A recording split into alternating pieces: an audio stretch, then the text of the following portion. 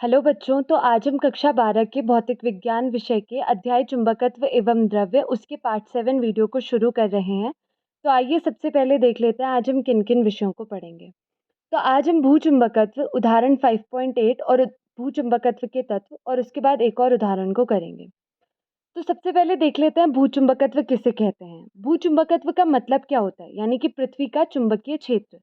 अब आप लोग कहेंगे कि पृथ्वी के पास एक चुंबकीय क्षेत्र है, हम कैसे मान लें। तो उसके लिए हमारे पास 3 मेन कथन होते हैं जिनसे हम जान जाते हैं कि पृथ्वी के पास चुंबकीय क्षेत्र है। वैसे इसके अलग-अलग हमेशा कोई वैज्ञानिक कुछ कहता है, लेकिन मेनली हम 3 कारणों से समझ सकते हैं कि पृथ्वी के पास एक अपना चुंबकीय क्षेत्र है। ठीक। आप कभी भी किसी स्वतंत्रता पूर्वक चुंबक को लटकते हुए देखिए तो हमेशा सदैव उत्तर दक्षिण दिशा में ठहरता है। इसका कारण क्या होता है? इसका कारण मैंने इसी अध्याय के आपको पार्ट 1 वीडियो में समझाया हुआ है।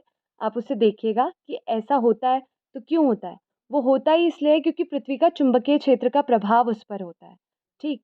आप अगर पृथ्वी पे कुछ समय के लिए लोहे के टुकड़े को गाड़ दीजिए, तो वो कैसा हो जाता है। लोहे के टुकड़े को आपने डाल दिया पृथ्वी के सतह के अंदर यानी ज़मीन के अंदर, तो कुछ समय बाद आप देखेंगे, कुछ समय बाद यानी कुछ टाइम आप छोड़ देंगे उसे वैसे ही, तो वो एक चुंबक की तरह व्यवहार करता है, एक चुंबक बन जाता है। अब ऐसा क्यों हुआ होगा? क्योंकि पृथ्वी का चुंबकीय क्षेत्र था, उसी चुंबकीय क्षेत्र के प्रभाव में आकर वो ऐसा बना होगा। ठीक?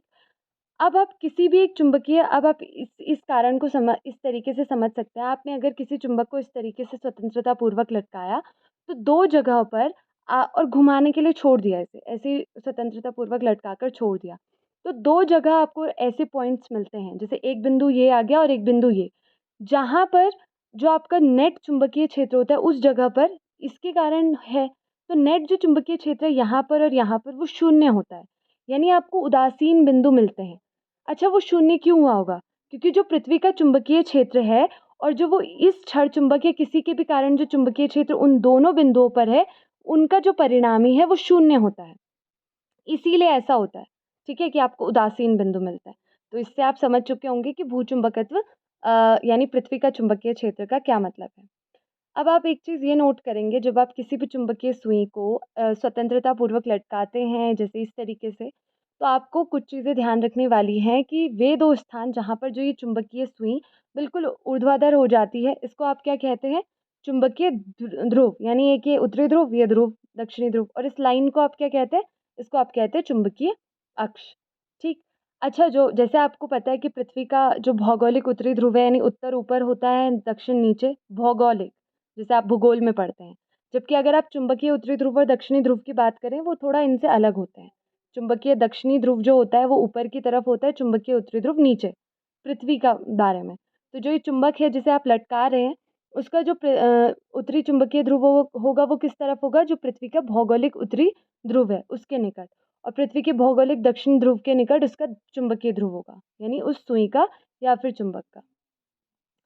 आगे हम एक उदाहरण को करते हैं। विषुवत रेखा पर पृथ्वी के चुंबकीय क्षेत्र का परिमाण है हमारे पास 0.44 गॉस। ये जी आपको बता रहा है गॉस यानी चुंबकीय क्षेत्र का मात्रक। आपको निकालना है चुंबक के द्विध्रुव आघूर्ण की गणना आपको करनी है, यानी आपको एम की गणना करनी है। सबसे पहले आपके पास जो भी चीज़ें हैं आपने उनको लिख लिया, आपको एम निकालना है। अब आप याद कीजिए, विषुवतीय रेखा पर आपको चुंबकीय क्षेत्र का मान आपको पता है क्या उसका फॉर्मूला होता है? उसका फॉर्मूला होता है ये। ठीक है, यहाँ पर 2 नहीं आता क्योंकि वो 2 आता है किसमें? वो आता है अक्ष पर। ठीक है, तो ये इस तरीके से होता है। अब आप देखिए यहाँ पर आपको सारी चीज़ें मालूम है। हाँ, लेकिन यहाँ पर जो ये आर है, आर यानी क्योंकि आप पृथ्वी पर निकालना चाहते हैं, तो जो पृथ्वी की त्रिज्या होगी, आपको वो मालूम होनी चाहिए। तो पृथ्वी की त्रिज्या कितनी होती है? 6.4 गुणा 10 की घात 6, और वो भी मीटर। लेकिन अगर आप देखें ध्यान से, ये मीटर आप लेंगे अगर, और यहाँ पर तो गॉस है। अब मीटर के साथ तो टेस्ला चलता है, तो इसका मतलब आपको इस गॉस को किस में बदलना पड़ेगा? टेस्ला में। तो आप यहाँ पे टेस्ला में बदल कर इसे लिखेंगे, यानी 0.4। आपने सारे जो मान है वो यहाँ पर रख दिए इस फॉर्मूले में। तो जो ये बी है इसकी जगह 0.4 और गुणा 10 की घात -5। जब आप टेस्ला में बदलते हैं, मैंने पिछली वीडियो में भी आपको बताया हुआ है कि जब आप उसे टेस्ला में बदलेंगे तो आपको गुणा करना पड़ेगा 10 की घात -5 से। और इस म्यू 0.4 पाई की जगह आपने 10 की घात -7 रख दिया, और ये बटा क्या है? ये बटा आपके पास भाग का साइन है, और यहाँ त्रिज्या भी आपने ये रख दी। आप इसे आगे सॉल्व करते हैं, m को यहीं रखते हैं, बाकी सारी वैल्यूज़ को दूसरी तरफ ले जाते हैं, आपके पास ये आता है। आप आगे सॉल्व करते हैं इन 2 घातों को, तो 6 तियाँ 18 वो बन जाती है। फिर तो सिंपल आपको नॉर्मल गुणा करनी है, आपके पास इतना m का मान आ जाता है। 1.05 गुणा 10 की घात 23 ampere meter square. Ampere meter square क्योंकि चुंबकीय आघूर्ण का मात्रक होता है। ठीक। अब समझते हैं भूचुंबकत्व के तत्व। क्या होते हैं भूचुंबकत्व के तत्व? आप देखिए, पृथ्वी की चुंबकीय सतह मतलब पृथ्वी की सतह पर आपको कहीं पर भी चुंबकीय क्षेत्र को बताना है, पूरी तरीके से बताना है, तो आपको 3 चीज़ों की ज़रूरत पड़ती है। सबसे पहली चीज़ क्या है? दिक्पात का कोण, दूसरी चीज़ क्या है? नति का कोण, और तीसरी चीज़ है पृथ्वी के चुंबकीय क्षेत्र का क्षैतिज घटक, जिसे आप HE से बोलते हैं। ये बगल में जो कैपिटल DI ये लिखा है, ये इनको दिखाते हैं हम, ठीक है, गणितीय रूप में। तो सबसे पहले पढ़ते हैं चुंबकीय दिक्पात का कोण। चुंबकीय दिक्पात का कोण कहते किसे हैं हम?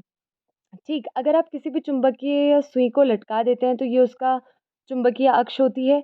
ये आपकी उसकी भौगोलिक अक्ष, क्योंकि ये उत्तर होता है, दक्षिणी भौगोलिक रूप में समझे। तो देखिए, यहाँ से हमारे पास 2 चीज़ें निकल के आती हैं, चुंबकीय यामोत्तर और भौगोलिक यामोत्तर।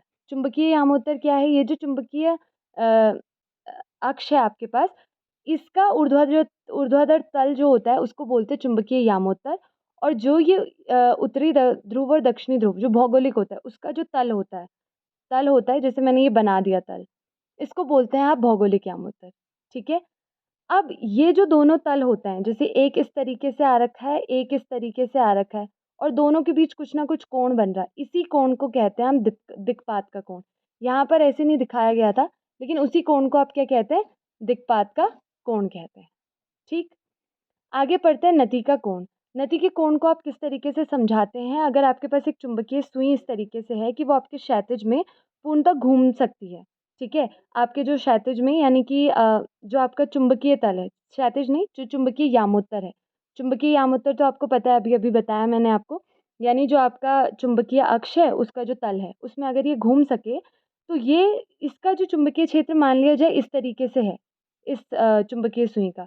तो ये क्षैतिज यानी हॉरिजॉन्टल, यानी जो ये होता है, इससे जो ये कोण बनाती है इस तरीके का, तो जो ये कोण बनता है ना, इसी कोण को आप क्या कहते हैं? नति का कोण। ठीक है। अब कहने का मतलब, अगर हम पृथ्वी के चुंबकीय क्षेत्र से समझे, तो अगर ये जो BE है इस तरीके से, ये चुंबकीय क्षेत्र है पृथ्वी का, तो ये क्षैतिज यानी इस बिंदु P पर, ये क्षैतिज इस तरीके से इस बिंदु P पर, ठीक है। तो इस क्षैतिज और इस BE के बीच जो कोण बन रहा है I, उसी को तो हम नति का कोण कहते हैं। ठीक है। उसी कोण को हम नति का कोण कहते हैं। ठीक। अच्छा, अब मुझे आप ये बताइए कि अगर ये ध्रुव है, ध्रुवों पर नति कोण का मान कितना होता है? और ये विषुवतीय रेखा होती है, आपने भूगोल में अगर पढ़ा हो, तो यहाँ पर नति कोण का मान क्या होता है? देखिए, अगर आप ध्रुवों पर देखें, तो ध्रुव कैसे होते हैं? यहाँ पर अगर आप उत्तरी ध्रुव पर देखें, तो यहाँ पर चुंबकीय सुई की दिशा ऐसे होगी, चुंबकीय क्षेत्र की दिशा, और ये आपका है क्षैतिज, तो इन दोनों के बीच का कोण क्या है? 90 डिग्री। तो वहाँ पर ये 90 डिग्री का कोण बनाता है। ठीक, अगर आप विषुवतीय पर देखें तो चुंबकीय क्षेत्र की दिशा इस तरीके से है, और आपके पास जो क्षैतिज है वो भी इसी दिशा में है, तो उनके बीच में 0 डिग्री का एंगल बनता है। इसीलिए ध्रुवों पर नतिकोण 90 डिग्री, और निरक्ष यानी इस विषुवतीय रेखा पर क्या बनेगा? 0 डिग्री। ठीक। अब पढ़ते हैं पृथ्वी के चुंबकीय क्षेत्र का क्षैतिज घटक। ठीक। अगर हमें किसी भी स्थान पर पृथ्वी के चुंबकीय क्षेत्र का मान पता है, जैसे ये BE है, ठीक है, और जो आपका क्षैतिज है वो इस तरीके से HE है, और ये सारे जो दिक्पात का कोण है I, ये तो आपको पता है कि ये जो है चुंबकीय यामोत्तर है, और ये इस तरीके से जो आपके पास भौगोलिक यामोत्तर है, उनके बीच जो कोण बन रहा है वो D है। ठीक है, ये वाला। और ये I भी आपको पता है, ये आपके पास क्षैतिज है, और ये BE चुंबकीय क्षेत्र की दिशा के बीच जो कोण बन रहा है, उसे आप क्या कह रहे हैं? आप नति का कोण कह रहे हैं। ठीक। तो अगर आप देखिए, अगर आपको याद हो कि एक अगर इस तरीके से ऐसा कुछ होता है कि ये अगर क्षैतिज है, ठीक है, और ये ऊर्ध्वाधर है, तो अगर ये कोई भी राशि इस तरीके से इस क्षैतिज के साथ इस तरीके का कोण थीटा, अच्छा हम कोण I यूज़ करते हैं, क्योंकि यहाँ पर हमारे पास I है ना?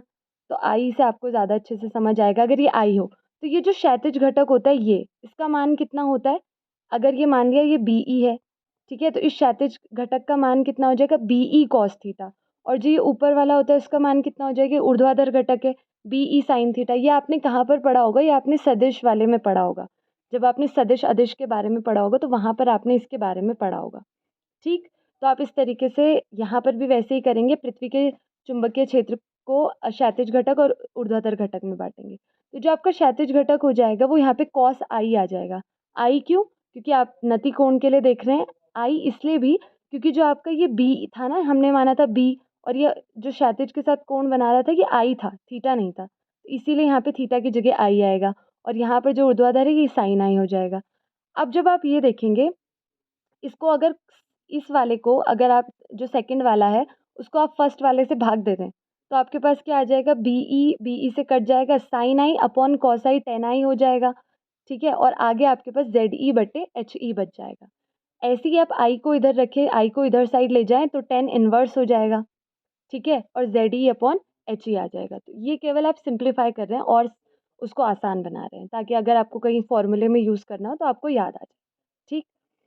अब एक उदाहरण है कि किसी के स्थान के चुंबकीय यामोत्तर में पृथ्वी के चुंबकीय क्षेत्र का जो क्षैतिज अवयव है, क्षैतिज अवयव अभी अभी बताया हमने कि एच ई, जो एच ई था आपका, यानी कि ये एच ई।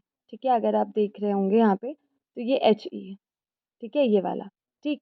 तो अगर आपको दिया है ये 0.26 गॉस है, नमन कोण यानी आई 60 डिग्री है, तो आपको पृथ्वी के चुंबकीय क्षेत्र का मान ज्ञात करना है। आपको जो जो चीज़ें हैं आपने लिख देनी है सबसे पहले तो। अब आप देखिए यहाँ पर, अब कोई बच्चा हो सकता है कर ले गॉस को टेस्ला में बदल रहा, लेकिन गॉस को टेस्ला में तभी बदलेंगे जब सेंटीमीटर या मीटर, जब मीटर का केस हो। यहाँ पे तो कुछ ऐसा है ही नहीं मीटर में, यहाँ पे सिंपल से ये कोण दिए हुए हैं। आपको पता है कि जो क्षैतिज घटक होता है उसका फॉर्मूला क्या होता है, एच ई बराबर बी ई कॉस आई, जो मैंने अभी अभी बताया आपको। तो आपने बस क्या करना है, सारी चीज़ें आपको मालूम है, आपने इस फॉर्मूले में रख दी। आपने क्या किया, सबसे पहले क्योंकि आपको पता है मेरे पास एच ई है, बी ई नहीं है, तो बी ई को यहीं रहने दिया, एच ई के नीचे कॉस 60 रख दिया, आई का मान वो लिख दिया। अब कॉस 60 का मान कितना होता है, 1/2, तो उसको उसकी जगह पे रख दिया, और एच ई का मान भी लिख दिया। तो ये जो 2 है वो सबसे नीचे है, हर में सबसे नीचे, तो 2 सबसे ऊपर चला जाएगा, और जब आप इसको लिखेंगे तो 0.52 गॉस आपके पास आंसर आ जाएगा। ठीक। तो इस तरीके से आज हमने भूचुंबकत्व के तत्व के बारे में पढ़ा, भूचुंबकत्व के बारे में पढ़ा, और इसके तीनों तत्वों के बारे में पढ़ा कि ये तीनों तत्व दिक्पात का कोण, नति का कोण और चुंबकीय क्षेत्र का क्षैतिज घटक है, और ये क्यों आवश्यक होते हैं हमारे पास। और नति कोण का मान आपके चुंबकीय ध्रुवों पर कितना होता है, विषुवत पर कितना होता है, इसके बारे में भी आपने पढ़ा। इस चीज़ों को आप याद रखेंगे, जो आपके एग्जाम पॉइंट ऑफ व्यू से भी और वैसे भी बहुत ज़्यादा इंपॉर्टेंट है। ठीक। तो अगली क्लास में हम चुंबकीकरण एवं चुंबकीय तीव्रता के बारे में पढ़ेंगे, और उदाहरण 5.10 को सॉल्व करेंगे। ठीक है, अभी के लिए थैंक यू।